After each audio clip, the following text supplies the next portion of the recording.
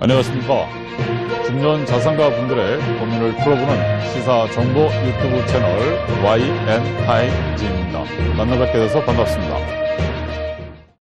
오늘은 배당금, 배당 시즌이 들어왔기 때문에 배당금 얼마나 가져갈 수 있나 라는 주제를 가지고 여러분들과 같이 한번 배당금 얼마나 가져갈 수 있나 체크해 보도록 하겠습니다. 이 배당금 챙겨가시는 게 좋습니다. 챙겨가시는 게 좋습니다. 여러분들께서 운영하시는 회사 법인에서 배당금 챙겨가는 게 좋습니다. 두루두루 여러 가지가 좋습니다. 상속세, 재원, 세 과표 올라가는 것도 여러 가지 많기 때문에 이제는 배당금을 받아가는 게 좋은 때가 된 것 같습니다. 그런데 그 배당금을 어떻게 얼마를 받아갈 수 있는지 그 부분들에 대한 거를 여러분들 궁금해 하시는 것 같아서 많은 질의가 있기에 그에 대한 것을 가지고 한번 보도록 하겠습니다. 이게 2020년이었던 것 같아요. 2020년 3월 18일 날로 기억하고 있는데, 이때 삼성전자 주주총회 때 참가했을 때 사진이에요. 이게 해서 코로나로 인해 가지고선 많은 분들이 참석하는 게 굉장히 어려웠었어요. 그때도 이게 수원에서 그때 있었었죠. 마스크 철저히 검사하고 그때 들어가서 했었던 기억이 납니다. 예, 아무튼 참 날로 성장하는 삼성전자, 아무튼 이런 주주총회가 이제 많은 기업들에서 있을 거기 때문에 이때 나올 수 있는 게 뭐냐 그러면 배당 얼마를 받아갈 수 있는지 이게 이제 궁금하신 형태가 되는 거죠. 회사를 또 떠나서 그 부분들에 대한 규정을 한번 보도록 하겠습니다. 이 규정에 대한 거예요. 뭐냐 그러면 배당에 대한 것을 가지고 얼마를 받아갈 수 있는지 그 계산하는 부분들에 대한 것이 궁금한 거예요. 그렇죠? 그러려면 이 이익이 없으면 배당이 없다라는 걸 여러분들께서 아셔야 돼요. 이 이익이 없으면 배당을 없다라고 하는 부분들에 대한 거죠. 이 부분들에 대한 그래서 배당 가능 이익이라고 하는 거고요. 이 배당 가능 이익에 대한 것을 가지고 나와 있는 게 어디냐면 상법에 나와 있어요. 상법에 나와 있기 때문에 그 부분들에 대한 것을 가지고 여러분들과 보면 아주 명쾌하게 될 수 있을 거라고 생각을 합니다. 자, 이거를 가지고서 이제 한번 좀 들어가 보죠. 상법 제462조 이익의 배당이에요. 이제 이런 게 뭐라고 나왔냐면 회사는 대차 대접회의 순자산액으로부터 다음의 금액을 공제 빼준 거죠. 한 액을 한도로 하여 이익을 배당할 수 있다. 이익 배당할 수 있다 이거죠. 이 대차 대접회라는 말이 요즘에는 이제 사용 안 하고 이거를 재무 상태표다라고 얘기를 하죠. 오케이. 한번 그 부분들에 대한 거 보죠.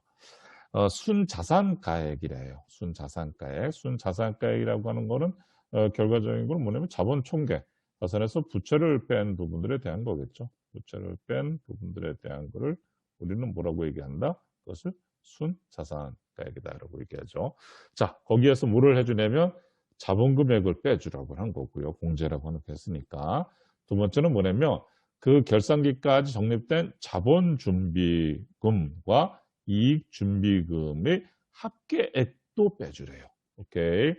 자본준비금이라고 하면은 우리가 뭐 주식 발행 초과금이라든지 감자 차익이라든지 뭐 이런 부분들에 대한 거를 가지고 얘기하는 거고요. 이익준비금은 잠시 후에 다시 한번 좀 말씀드리도록 그렇게 하겠습니다. 자, 세 번째는 뭐냐면 그 결산기에 적립해야 할 이익준비금액 같이 묶어서 한번 해보죠. 이익준비금액 뒤에서 자세하게 다루겠지만 뭐가 있겠어요? 결과적으로 배당하는 부분들에 대한 것 중에서 몇 프로? 10% 부분들에 대한 거를 쌓아놓는 거죠.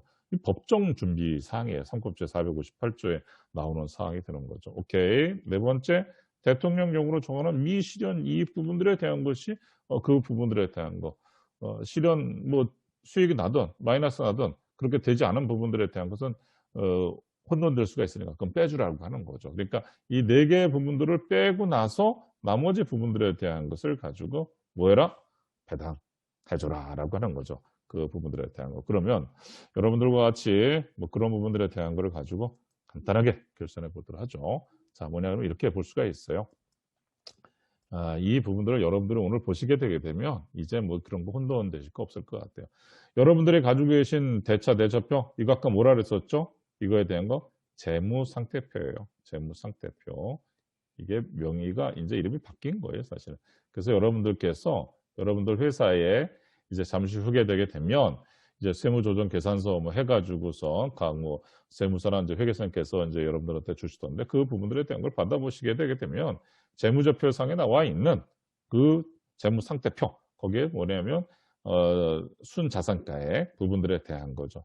만약에 자산이 50억이고 부채가 20억이라 그러면 30억이 뭐가 있겠어요? 그게 순자산가액이라고 예를 한번 들어보죠. 오케이.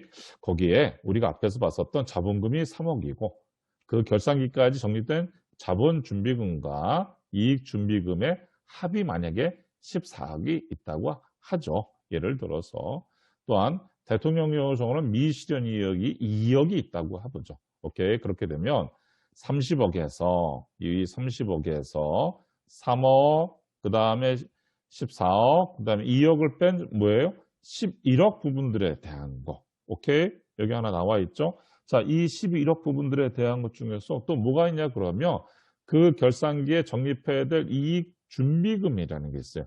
이익 준비라는 게 뭐냐면 상법제 458조라고 제가 아까 말씀드렸는데 여기 나온 게 뭐였냐면 자본금이 얼마예요? 3억이에요. 자본금이 3억이에요. 이 3억이 어떻게 돼요? 3억의 반. 1억 5천이죠. 1억 5천 부분들이 될 때까지 배당 금액에서 얼마씩 10%씩을 얼마가 될 때까지 1억 5천이 될 때까지 쌓아놔라 이거예요. 오케이? 그렇다 그러면 예를 들어서 10억을 배당한다. 그러면 10억의 10%에 해당하는 금액이 얼마가 되는 거예요? 그게 1억이잖아요. 그러면 1억을 쌓아놓고 그러면 어떻게 되겠어요? 아, 우리 회사의 요번에 있어 배당 금액은 얼마다? 10억이면 되겠다라고 하는 것을 계산할 수가 있습니다. 자, 너무 어렵게 생각하시게 되면 계속 어려운 거고요. 쉽게 생각하시면 쉽게 생각하는 건데 이 부분들에 대한 것은 법령에 나와 있어요. 법령에. 그래서 여러분들께서 이 법령 사항들 보시고 나서 요거대로 하시게 되게 되면 별 어려움이 없을 것 같습니다. 여러분들께서 이렇게 배당을 받아가시는 것이 결과적인 건 뭐냐면 주식 가치를 낮출 수가 있어요. 주식 가치. 그래서 주식 가치를 낮추는 건 주식 수를 낮추는 게 아니라 주식 가치를 낮추는 거고요. 주식 가치를 낮춘다라고 하는 거는 나중에 여러분들께서 어떻게 되냐면 뭐 갑자기 뭐 그냥 계속 쌓아놓는다 해서 좋은 건 아니에요. 그러다가 주식 가치가 올라가는 속에서 갑자기 유고가 발생이 됐다. 그럼 어떻게 돼 있어요? 주식 가치가 높기 때문에 결과적인 건 상속세 부분들에 대한 거 왕창 나올 수가 있지 않습니까? 무슨 말인지 아시겠죠? 그래서 이렇게 매번에 배당 받아가시는 거는 상당히 좋은 전략 중에 하나인 형태가 되는 거죠. 거기다가 누구까지, 자녀들까지 있다 그러면 애시당초 자녀들도 넣어서 하시는 것도 좋은 방법 중에 하나의 승계 플랜이 아닌가 합니다.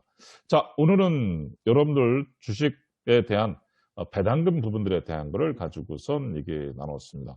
구독, 좋아요, 알림 설정까지 그 다음에 공유도 부탁드리고요. 다음 주에도 더 좋은 컨텐츠를 갖고 여러분들도 찾아뵙도록 하겠습니다. 고맙습니다.